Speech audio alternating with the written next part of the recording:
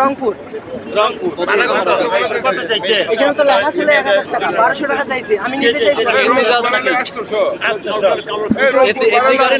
Non AC. Sir আমি সকাল থেকে টিকিট পাই নাই স্যার। এই যে আপনার সরকারের পক্ষ থেকে অফিসার আছে, তার সাথে কথা বলেন, সে টিকিট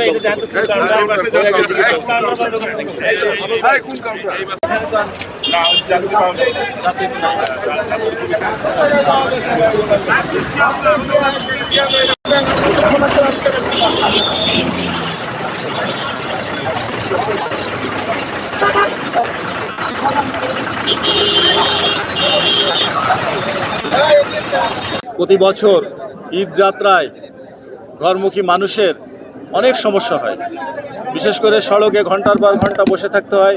সকল মহাসড়কে আমাদের সরকারের পক্ষ থেকেও কোঅর্ডিনেশন মিটিং করা হয়েছে, বিশেষ করে স্বরাষ্ট্র মন্ত্রণালয়, যোগাযোগ মন্ত্রণালয়ের মন্ত্রী এবং স্বরাষ্ট্র মন্ত্রণালয়ের মন্ত্রী মহোদয়ের নেতৃত্বে আমাদের কোঅর্ডিনেশন মিটিং হয়েছে, ইতিপূর্বে আপনারা জানেন। তো তাদের নির্দেশনা এবং আমাদের ফিল্ডে যারা কাজ করছে তাদের প্রায়োগিক জ্ঞান, এই দুইটা কাজে লাগিয়ে আমাদের নিজস্ব প্রযুক্তির মাধ্যমে কিভাবে আমাদের এই সড়ক ব্যবস্থাপনা, ট্রাফিক ব্যবস্থাপনাকে উন্নত করা যায়, সেজন্য আমরা গুরুত্ব সহকারে কাজ করছি। দেখেন, আমার সঙ্গে আমার ট্রাফিক বিভাগ থেকে শুরু করে অন্য বিভাগের লোকজনও হাজির। বিশেষ করে আমরা এবছর নির্দেশ দিয়েছি যে বড় বড় বাজার এবং মোড়গুলোতে প্রচুর পরিমাণে ট্রাফিক যানজট লেগেই থাকে সারা বছর, সেগুলো রিমুভ করার জন্য ওখানে পুলিশের উপস্থিতিতে লোকাল লিডার যারা আছে, এলাকার চেয়ারম্যান, মেম্বার, কমিশনার, তাছাড়া আরও সুদী লোকজনকে নিয়ে ওই এলাকায় যাতে কোনোভাবে যানজট না হয়।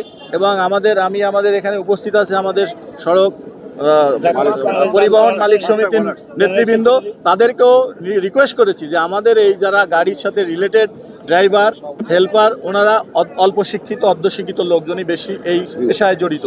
তো তারা কিন্তু অনেক সময় আমাদের ট্রাফিক আইনটাও জানে না, তারপর ট্রাফিক সিগন্যালিং বুঝে না, ট্রাফিক আইনটা মেনে চলে না, সড়কে যত্রতত্র গাড়ি রাখে এবং মাঝখানে একটা গাড়ি রেখে যাচ্ছে, কিন্তু সে চিন্তা করে না আমার পিছনে অন্য গাড়িগুলো ব্লক হয়ে যাবে।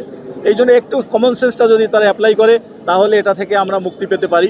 এই জন্য আমি আপনাদেরকে রিকোয়েস্ট অলরেডি বলেছি যে আপনারা একটা প্যাকেজ প্রোগ্রাম নেন, যে তাদেরকে মোটিভেশনাল প্রোগ্রাম, ট্রাফিক আইনটা শিক্ষা দেওয়া, তারপরে ফিডার রোড থেকে যখন গাড়িটা উঠবে অগ্রাধিকার কার, মেইন রোডের, এই জিনিসগুলো আমরা বুঝি না। দেখেন, জেব্রা ক্রসিংয়ে গাড়িটা এসে জেব্রা ক্রসিংটা বন্ধ করে, ওই জেব্রা ক্রসিং তো পথচারী পারাপারের জন্য, অথচ পৃথিবীর সকল দেশে জেব্রা ক্রসিংটার পিছনে ডেড স্টপ হয় গাড়ি সবসময়।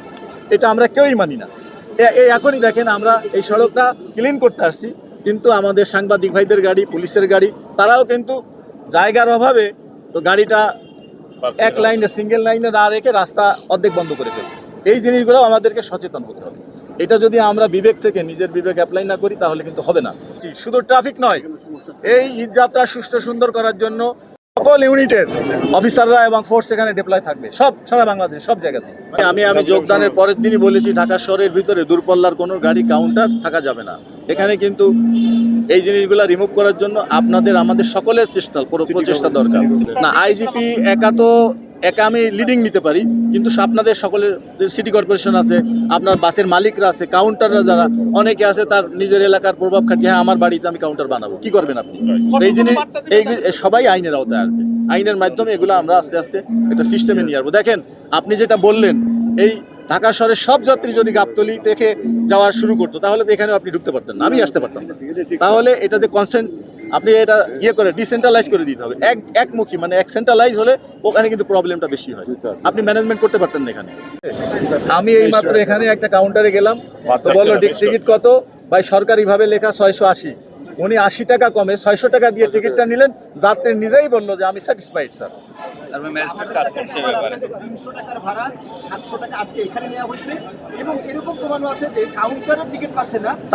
আমি বলি আপনাদের সাথে কিন্তু এখানে ম্যাজিস্ট্রেটও আছে, মেট্রোপলিটন ম্যাজিস্ট্রেট।